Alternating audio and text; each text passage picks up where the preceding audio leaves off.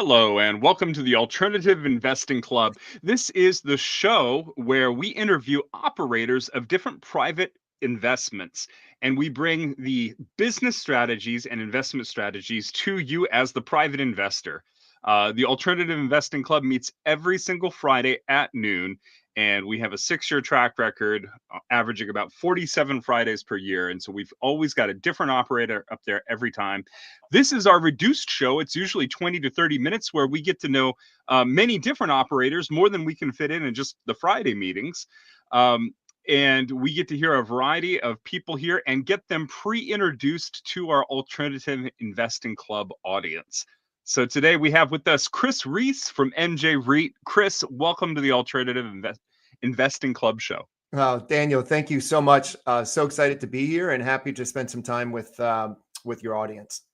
Excellent. So we always like to start off with just a little bit of context, since this is a brand new cold call type of situation where we don't know you, you don't really know us.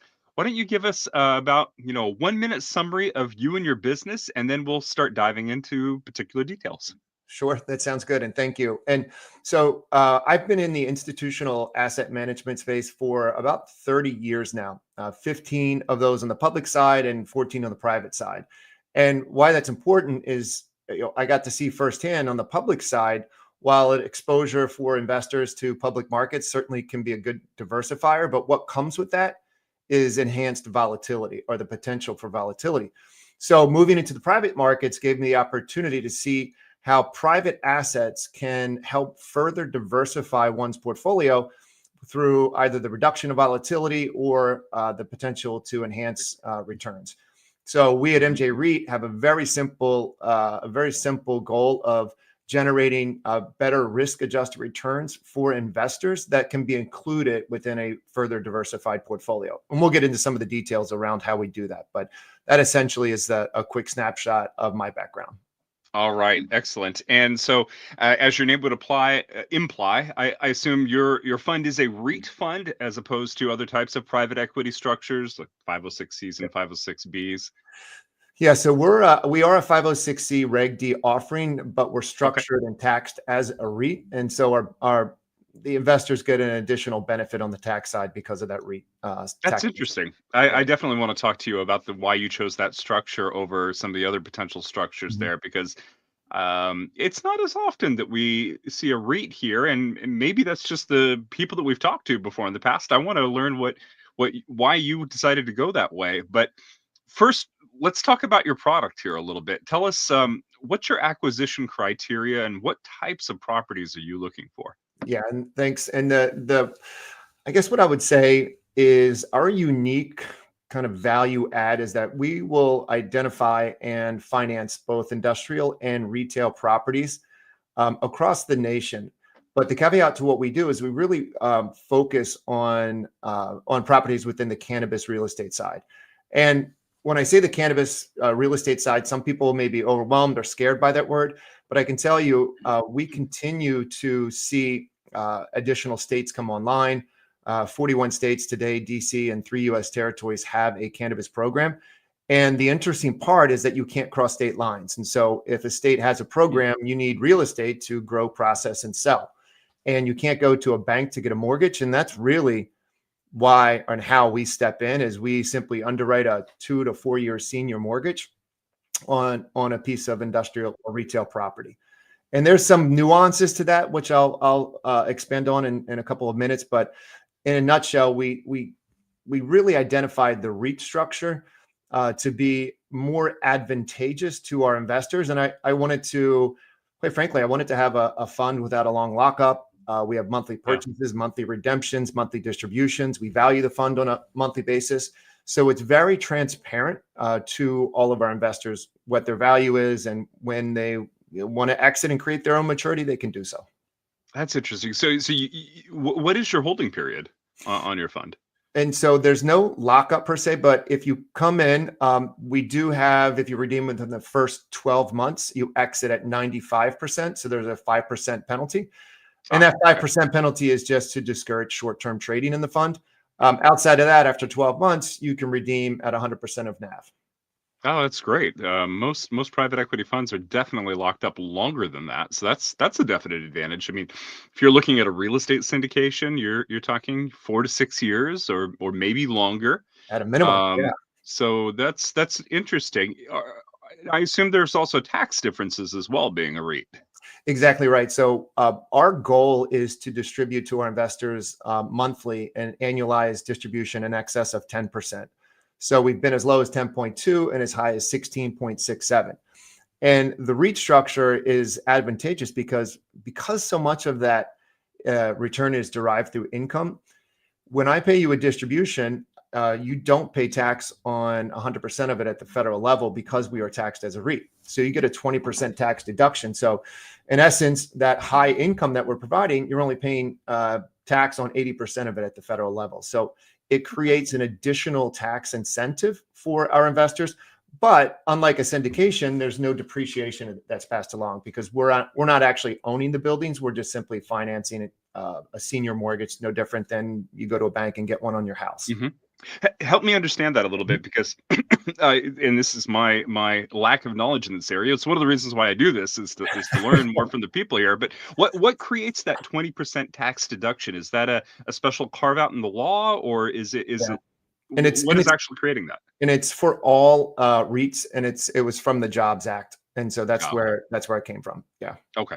Okay. So it's a standard feature of a REIT. Yep. I admit I don't invest in a lot of REITs, but only because I have private syndications is kind of Yeah. the backbone of what I've done. Um, When I that's do like REITs though. Yeah, and that's the interesting part of what we do because unlike a specific syndication, you're getting a diversified portfolio that Mhm. doesn't lock you in for 3 or 5, hopefully not longer, years, and you can exit when you want. And today, since launch, we've financed 30 properties across today 7 states, and so it is a diversified portfolio. And because that, and we'll talk a little bit more about that, but because the owner of the building has a cannabis tenant, and because cannabis is still federally illegal, they can't go and secure traditional financing. And Interesting. that scarcity of capital Mhm. allows us to charge more for the money that we're putting out and ultimately generate better risk adjusted returns for investors. That's interesting, and not being able to cross state lines creates Yeah, demand as well, because, like you said, every part of the supply chain has to be contained within every single state in which operations are taking place. 100%. So there's barriers to entry. Right. Okay. So, do you favor one particular part of the supply chain? Do you go for, retail or warehouses or some other part of the supply chain that has property attached to it? Yeah. What's your acquisition process? Yeah, so generally, so we're agnostic on the difference between whether we finance an industrial or a retail space. But what's critical, and this is absolutely critical in what we do, is that we assume in every transaction that cannabis goes away. So just a quick analogy, Daniel, you and I apply to the state of California. We get awarded a license to cultivate cannabis. We identify an industrial property in Sacramento. We buy that for $2 million. But in order for us to grow, we need to outfit with a bunch of different improvements like HVAC, high tech security, irrigation, lighting, enhanced power. So we may need to drop in another 6 million into that Mhm. property to get it up and running. So in our mind, you and I, that building's worth $8 million, and it is to a cannabis tenant. But again, our conservative underwriting says, we're going to come in and need to kick you out, and I need to find a non-cannabis tenant. So we're not going to give the borrower a bump in valuation due to the improvements.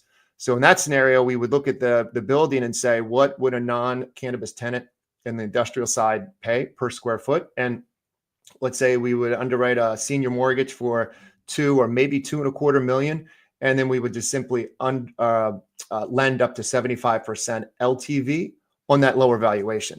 And so, in essence, if you think about what we just did in this transaction, we get compensated for the risk associated with cannabis without actually taking that risk. Okay. Because if I financed it at 8 million, then I'm taking that risk. But at two, it's that we've stripped Right. out the cannabis. Right. Yeah. Right. And that is the hallmark of conservative underwriting, is making sure that, if you need to pivot in your plan, that there is a strategy for doing that. And so I guess I have a couple of questions here. You're providing the senior loan but you're Mhm. also putting in expenses. Shouldn't that be the operator's expenses? How does that work? Yeah, exactly. It's usually what happens is a lot of it's self-funded. So you and I Mhm. get together, we have this $8 million property, and then 6 months later, you come in and say, "Hey, Chris, like, why are we selling wholesale when we should apply and get a dispensary license and Mhm. be vertically integrated?" And I'm like, Daniel, that's a great idea. But we look at each other because we just dumped $8 million in this building and we don't have any extra free cash.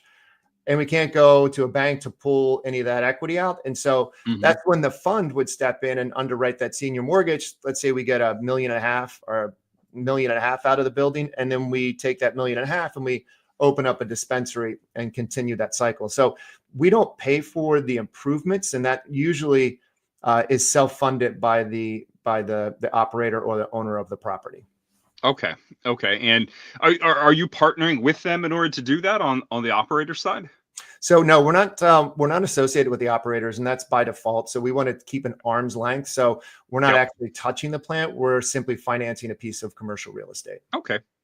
I have some questions around to what extent let's say that you outfit a warehouse and you Mhm. have to put in the irrigation, the HVAC, the high end security, which I know every state, maybe even is county based, has different security requirements that go Yeah. in there.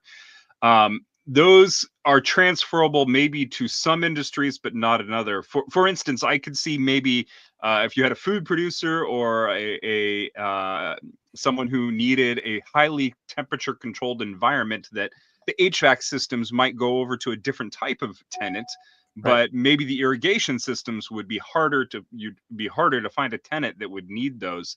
To what Mhm. extent are the improvements transferable to other people? And then those that aren't, can you remove them and install them in other locations? Yeah, and at a basic level, let's say with the HVAC, even though Mhm. you may not need 14 air conditioners and you didn't pay for them, if they stay on the roof, then or on outside, there's no harm, no foul to that. Now, Sure. of course, we would try to maximize the value, and certainly all of those components can be extracted and sold, especially to another cannabis operator because they're in high demand. So Mhm. there is a process and a market for extracting that and getting some value out of that by selling it into the market. And that's Okay. the again, it would be a different story if our valuation included those improvements, because then Right. then I would need to sell that 6 million worth at 6 million, or else I would have a loss. But for us, it's is that 6 million worth of improvements on the secondary market worth 6 million? No, not at Mhm. all. Is it worth more than zero? Yeah. It occurs to me that you've got a low LTV ratio here. If the improvements that if you're not necessarily are you providing the capital for the improvements, No. or is So the it's operator? the It's operator. completely the operator. So you're coming in and evaluating at a lower price. So you Yeah. potentially have a very Yeah. favorable LTV or LTC Yeah. rather coming into that deal. And so we'll go on the lower valuations up to 75%. But if you Okay. were to include the cannabis value, which we don't from our side, our LTVs drop to 20, Right. 25%. So it's extremely, again, kind of, I took when I started this strategy, I wanted to find an area that had high growth, that had limited amount of capital, and it just so happens that this space has limited institutional players as well. Hmm. And in doing so, That was nice. when you find those characteristics, it typically is a good place to invest. And the whole theory and thesis was that we would be able to approach this area of the market with a de-risked strategy, so we can take advantage of that limited scarcity and high growth, but not actually lending directly to an operator. And Gotcha. that is the secret sauce to what we do. I like the fact that from your evaluation standpoint, you're underwriting at, the cost of the actual property minus the cannabis operator, but the operator, obviously, who's bringing in additional capital, that property is worth more to them, and so they're Mhm. very highly incentivized to, to pay Yeah. their mortgage. It's the Um, it's 100% correct. I mean, just think about it. If you and I had a building worth $2 million and we dumped 6 million into it, we're highly yeah. incentivized to ensure that we can meet all of our payments and meet our interest obligations. 100%. And that's Interesting. the other benefit that comes into it. And the fact that, here's the other nuance, which is interesting. So because of that scarcity of capital, when we go out and underwrite a senior mortgage, we can often negotiate some sort of additional kicker. And that might be a profits Mhm. interest. It might be penny warrants in the operator, something that has the ability to generate a return above and beyond just getting our principal back at maturity. And so you have this notion that the owners don't want to lose their improvements because we put a bunch of money into it. And then in addition to that, for the funds and our investors, it's the opportunity to earn a return greater than just the principal repayment. Okay. How And how not do to you vet mention, your yeah. tenants? Uh, And yeah, so the tenants will go through an exhaustive due diligence process as well. So not only are we diligencing the building itself, so think about what you would typically do when you're about to buy an industrial property. But then it's critical to us to understand the tenant that's going to be in that building and the profitability, how long they've been in, what's their management team like, have they been through a market cycle before, what's their experience, what are their financials. So we'll do a deep dive into the diligence of the underwriting tenant along with the actual property itself. are you finding tenants that tend to be owning multiple properties, or is each property tend to have, or each tenant tend to have one property? I guess what I'm asking is the industry developed enough that you're seeing larger companies that almost chain like are buying up, a series of retail stores or a series of industrial warehouses? Yeah. In the market today, it is continuing to mature. So not only is it continuing to spread, but also the players are also, they're getting more sophisticated. Yeah. Because you can't cross state lines, it makes it a hassle. But you have a number of what's called MSOs, which are multi-state operators.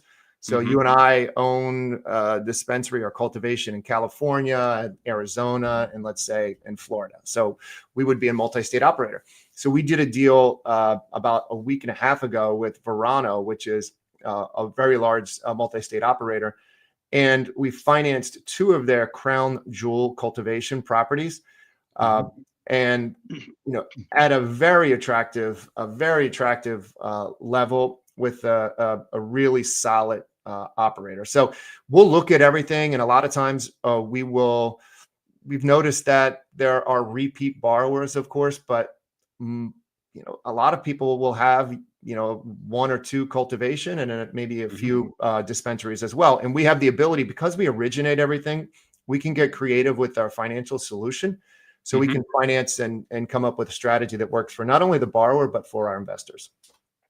A lot of people, when they see an emerging market, talk about market consolidation.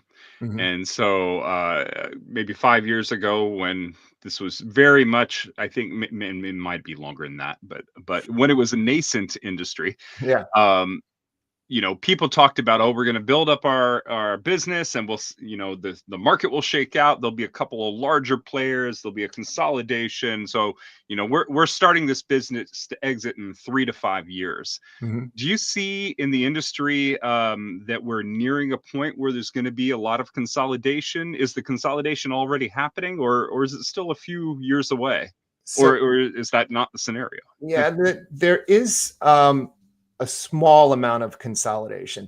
And you Okay. think about it, there is the opportunity for an MSO that's in, let's say, 5 states, and let's say Hmm. you and I are only in one state, and they want to get a footprint in, let's say, the state of Ohio, and they just come in and they buy us. So that does Right. happen. Okay. But I think from a Interesting. bigger standpoint, when you look at the market and the continuing maturity of the market, we see more and more states come online, which gives us the opportunity overall. And with the current administration, there's no big push to legalize cannabis. So in our view, it's essentially going to be status quo for probably the next 5 to 8 years at a Yeah. minimum. At some point, I do believe that cannabis will be legalized on the federal level, and that might be 10 years out. Who knows?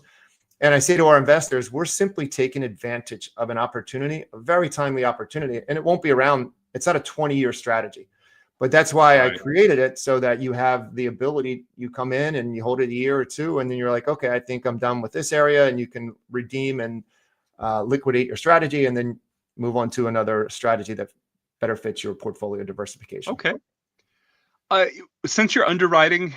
as normal industrial warehouses, is there any difference in your underwriting strategy or in your acquisition strategy? Uh, you know, let's say that cannabis was not in this situation here, that your tenants Mhm. were other tenants. Are you doing anything differently from another group that might be, underwriting standard tenants? So I it's I interesting. guess, is the operator the only difference in the way in which you evaluate the property or Yeah.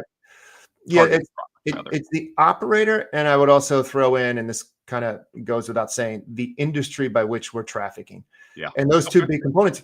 And from an experience standpoint, the team that's responsible for the diligence of all of our investments, they've been in real estate for 63 years. They manage two publicly traded non-cannabis REITs, and they have a few institutional cannabis funds as well.